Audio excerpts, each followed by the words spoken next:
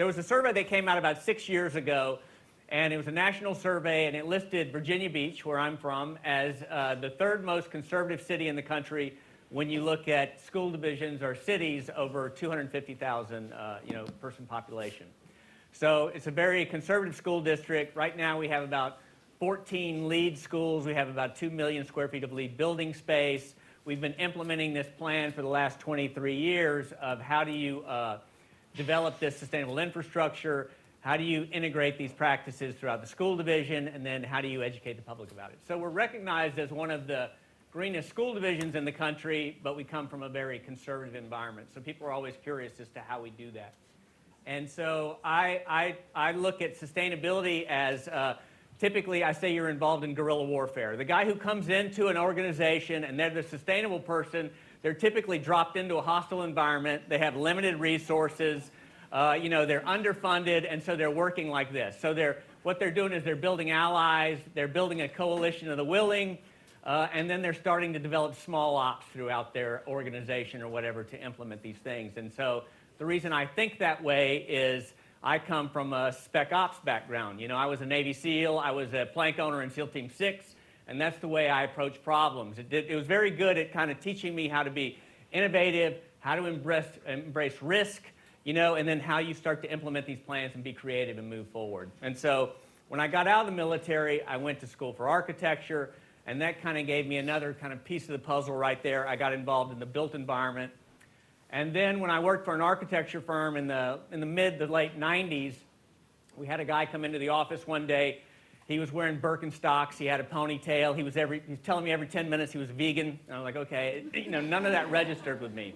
And so he wanted us to design a building for him up in Caribou, Maine, around this LEED criteria. Now, LEED was a pilot program at the time. And so we did that. We ended up designing that building for the National Weather Service. It became one of the first LEED buildings for them, one of the first LEED buildings in the country. And then I came to work for the school division.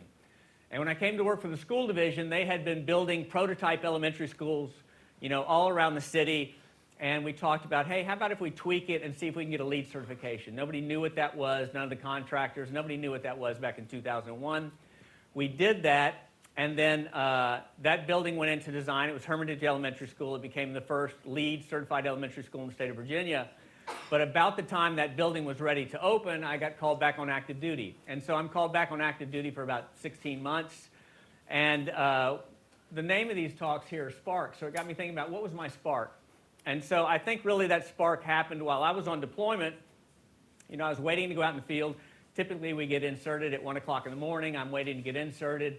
And you're sitting there just relaxing, chilling before you go in to do the op. And so I'm sitting there, I've got all my body armor on, I've got frickin' however many hundred rounds of ammunition on me. I've got all this stuff. I can hear small arms fire in the background. I can hear a rocket get launched into camp every once in a while because we were at one of these forward operating bases. And so I'm just relaxing, thinking about, other stuff. And one of the things that popped in my mind was, okay, I've been in car crashes, I've been in boat crashes, I've been in helo crashes, I've been, chased by a tank, shot at, drugged through the woods by a bear. I've had all this stuff happen to me, and you start to wonder, well, why am I still here? What's the big picture of all this stuff? And so I started thinking about, I think where I can really have a bigger impact is with this whole sustainability thing. Now, if you had asked me 3 or 4 years earlier, even when I was working on the project for the National Weather Service, if I went into a grocery store and they said paper or plastic, I'd say it doesn't really matter because it really wasn't registering with me in that way. And so as I started kind of studying and moving down this rabbit hole of sustainability and learning more about it, I realized that's really the big challenge. And in the teams, one thing you're good at is mitigating risk. You're good at taking care of big problems like that, solving big problems, eliminating threats. And for me, the biggest threat facing us as a species is where we're going on the environmental side of the house. So how do you lower emissions? To me, that's the big thing, is how do you lower emissions? And how can we do that at the same time when educating kids? So that's sitting on those steps, thinking about that before we went on that op, is when I realized, okay, when I get back, we're going to implement a much more kind of progressive plan, which evolved around those 3 goals I told you earlier. How do you develop a sustainable building infrastructure? How do you integrate these practices around the school division? And how do you educate the public? So those were developed really sitting on those steps right there. And when I came back, the director of facilities, we'd started LEAD, like I said, Hermitage Elementary School. I asked him how LEAD was going. He wouldn't make eye contact with me. He's looking at the ceiling, he's looking at the floor. They really hadn't done anything with it. And so we started implementing this plan, and we've been very strategic with it. And so even 6 years ago, we brought Leith Sharp, who works here at Harvard, in to kind of talk to our executive leadership. So we had the superintendent, we had all of our executive leadership team. We had every director within the school division. We had 50 people. We locked them in a room for a day and a half, and we talked about how do you change the culture within your organization. And for me, the big thing is when we talk about sustainability in a conservative environment, it's from the perspective of the triple bottom line. Okay, and that triple bottom line is how do you balance social, economic, and environmental outcomes? So how do we as an organization embrace that triple bottom line? How do we educate kids? How do we educate teachers that every decision they make, from the time you get up in the morning, from when you turn on the lights, to you brush your teeth, to the car you drive, the clothes you wear, the way you get from point A to point B, impacts all three of these things. So if you can start to kind of ingrain that in students, that triple bottom line process of everything you do, just think about it. We're not asking you to get an ulcer, stressing over it or all that stuff, but we want that to be in the back of your mind when you're making a decision.